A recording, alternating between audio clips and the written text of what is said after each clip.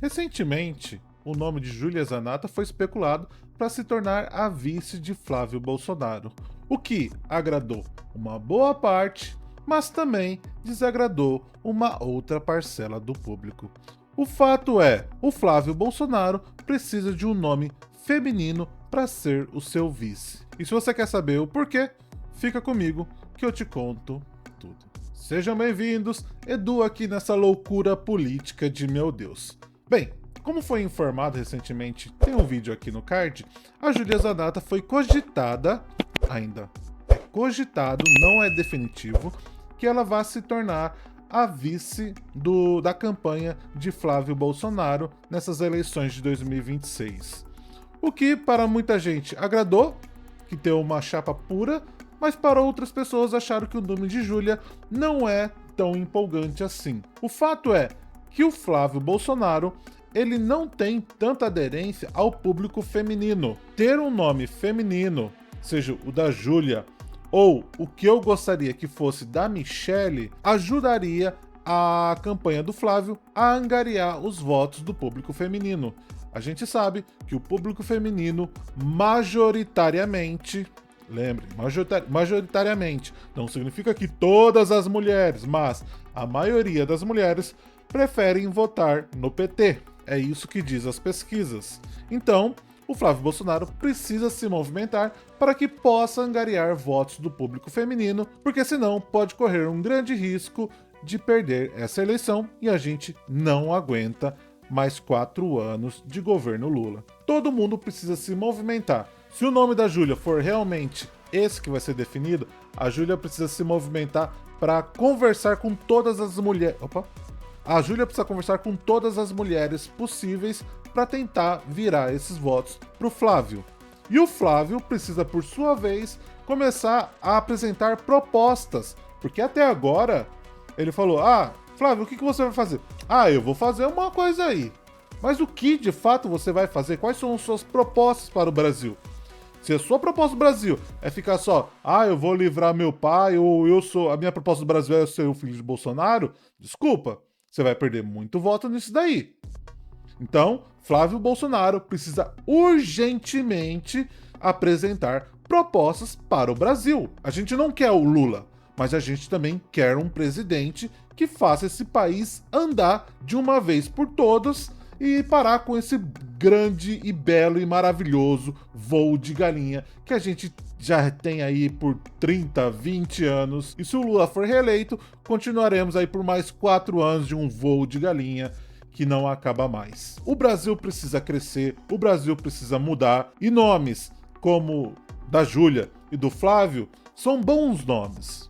O Flávio ainda eu tenho algumas ressalvas aí, porque ele tá muita conversa com esse tal de Vorcar aí. Não basta você ser honesto, você tem que parecer honesto. Você não tem que ter contato com esse tipo de pessoas, beleza? E aqui a Júlia fez uma entrevista pro pessoal do Antagonista e ela vai colocar os pontos dela sobre como foi vinculado o nome dela a ser vice. Nada mais justo de que dar a palavra à própria Júlia ao que ela acha do nome dela ser vinculado como a vice de Flávio Bolsonaro. Sem mais delongas, bora lá. Júlia, sua vez. Obrigada pela oportunidade de estar aqui com vocês. Eu quero repetir o que tenho falado, que eu não pedi, né, para ninguém essa questão de ser lançada ou cogitada, né, para o nome de vice-presidente na chapa de Flávio Bolsonaro. E isso foi feito pelo meu amigo, que sempre, né, desde o início da minha trajetória política, lá em 2020, quando eu fui candidata a prefeita aqui na minha cidade, em Criciúma, me ajudou, me apoiou e esteve comigo nos bons e nos momentos ruins, o Eduardo Bolsonaro. Mas muito me honra ser cogitada como possível nome para vice-presidente da República. Isso para mim é muito. Estou no meu primeiro mandato, fui eleita em 2022 com 111.588 votos, e uma das mais votadas do estado. Temos feito um mandato que acabou sendo reconhecido nacionalmente por ser combativo, por ter coragem muitas vezes, por ser criticada muitas vezes por adversários que querem fazer você recuar, e já viram que comigo a questão de eu recuar é praticamente impossível. Sempre estou fiel àquilo que eu me propus na eleição de 2022. Eu acredito que o meu nome pode contribuir com o Flávio Bolsonaro, porque eu já, né, na verdade, eu já sou parceira das ideias, comungo das mesmas ideias de Flávio Bolsonaro, e como vice-presidente poderia tocar uma agenda mais específica. É claro que a agenda em um possível governo Flávio Bolsonaro, quem vai tocar é ele. E ele teria que me delegar dizendo, né, seja eu a vice ou qualquer outra que ele escolher, é ele que vai delegar a vice-presidente o que ele quer que toque num eventual governo Flávio Bolsonaro. Mas a militância ficou bem empolgada, viu, Inácio?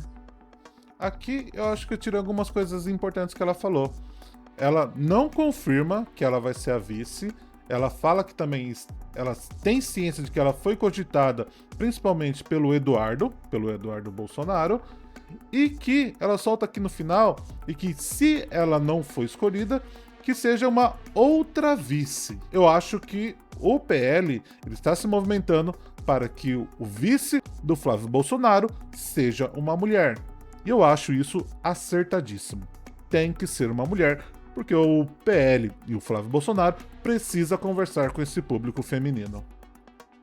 Que bom. Wilson Lima, que bom que ela está mostrando aqui que a militância está empolgada, que bom para ela nesse sentido de estar entendendo que, como você mesmo disse, Wilson, existe tração cada vez mais crescente dentro do bolsonarismo e também de outros aliados.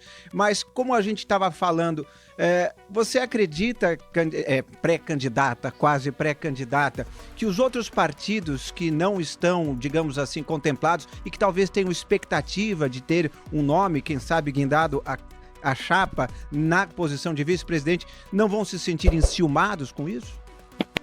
Aqui ele tá tentando falar vocês realmente vão com uma chapa pura, PL, ou vocês vão fazer acordão? Por exemplo, o PL poderia fazer um acordo com a União Brasil, então colocar um deputado do União Brasil como vice do Flávio. Isso pode sim causar um certo desequilíbrio, mas você tem que ser firme. Se você quer jogar esse jogo, vá com uma chapa pura, ou você vai ficar para sempre negociando com o Centrão e dando cargos, dando cargo de vice, dando ministério para o Centrão, e aí você já sabe como que a história termina, né?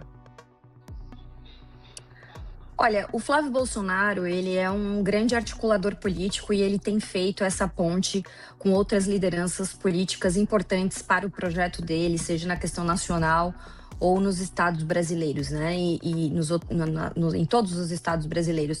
Eles estão convidados, né, a se manifestarem, a aderirem à campanha de Flávio. Nós não temos muito tempo, nós precisamos dessa adesão quanto antes.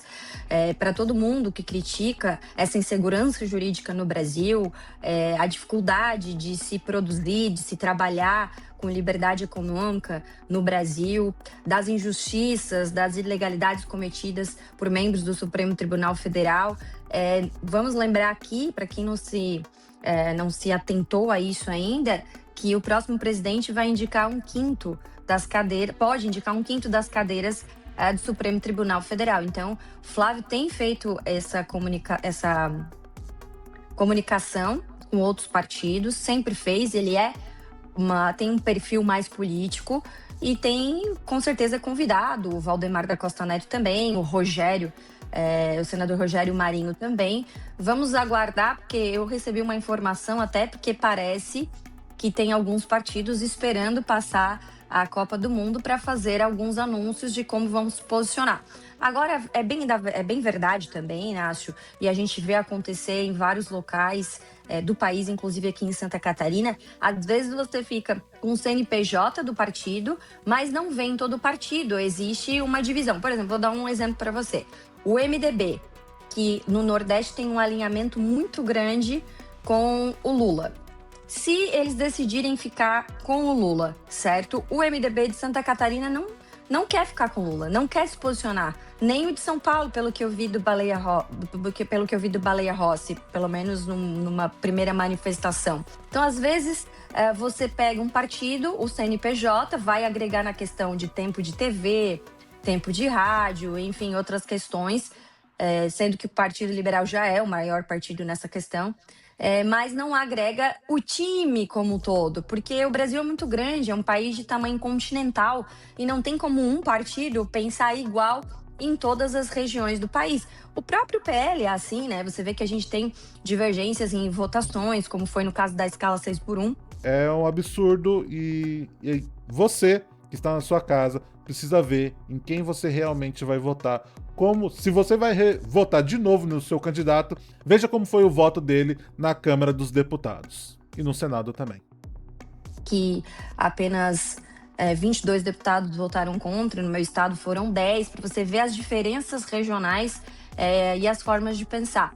Por isso que, às vezes, né, o debate nacional não tem muito a ver com aquelas bases nos estados, sabe? Às vezes foge do nosso controle. E eu sempre digo que o nosso dever e a nossa preocupação tem que ser em diminuir aquela quantidade de pessoas que não têm ido votar. Porque aquelas pessoas que desacreditaram da política, eles são possíveis eleitores da direita. Muito mais da direita do que da esquerda. E a gente precisa animar a torcida, animar o time, deixar engajado, entendeu? Fazer acreditar cada vez mais. Essa é a função, porque são essas pessoas da torcida, esses engajados, que vão convencer os indecisos, aqueles que não acreditam mais no processo eleitoral, aqueles que dizem que político é tudo igual, porque, veja bem, é uma parcela da população que acompanha ativamente a política, mas a maioria não acompanha, e eles serão influenciados por aqueles que acompanham de fato a política. Então, às vezes a pessoa vota, mas nem sabe, votei porque o meu vizinho pediu, ou o líder do meu bairro aqui pediu, ou o meu colega de profissão pediu, porque eu, sinceramente, não sigo o candidato, não sigo o político, não entendo e vou pelas pessoas que entendem. Então, são essas pessoas engajadas que a gente tem que, de fato, manter envolvida no processo político. Assim, foi cirúrgica. Eu acho que a Júlia Zanata acertou em tudo que ela disse aqui. E realmente, a gente tem que começar a ver essas pessoas que simplesmente votam em nulo, ou simplesmente nem vão votar. Essas pessoas que têm que ser convencidas a vir para o nosso lado. Porque quem é de esquerda, me desculpa, você não vai virar voto de esquerda. Não adianta você ficar, vou ficar aqui brigando com o cara que... O voto dele já está decidido. O voto dele vai ser no Lula e acabou. Assim como quem é de direita... Ainda, aqui quem a gente é direita, ainda a gente tem algumas opções. Por exemplo, a gente pode votar no Flávio, a gente pode votar no Zema, a gente pode votar no Caiado, a gente pode votar no Renan. Temos ainda alguns nomes, mas que o segundo turno a gente tem que ser unido e votar no nome que seja contrário ao Lula. Esse é o nosso adversário. A gente tem que vencer o Lula. Seja com Flávio, seja com Zema, seja com Caiado, seja com... Não importa. A gente tem que vencer o Lula, porque 4 anos e diversas cadeiras pro STF, a gente vai ficar muito lascado nessa história. E se você chegou até aqui, não se esqueça, deixe o seu like, a sua inscrição, porque tudo isso ajuda demais a gente crescer aqui na plataforma no YouTube, e nos deixe o seu comentário. Você acha que a Júlia Zanata é um ótimo nome para ser a vice de Flávio? Você prefere Michele ou outro nome? Diga aqui nos comentários e vamos conversar sempre com muito respeito. Eu vou ficando por aqui. Fiquem com Deus. Tchau, tchau.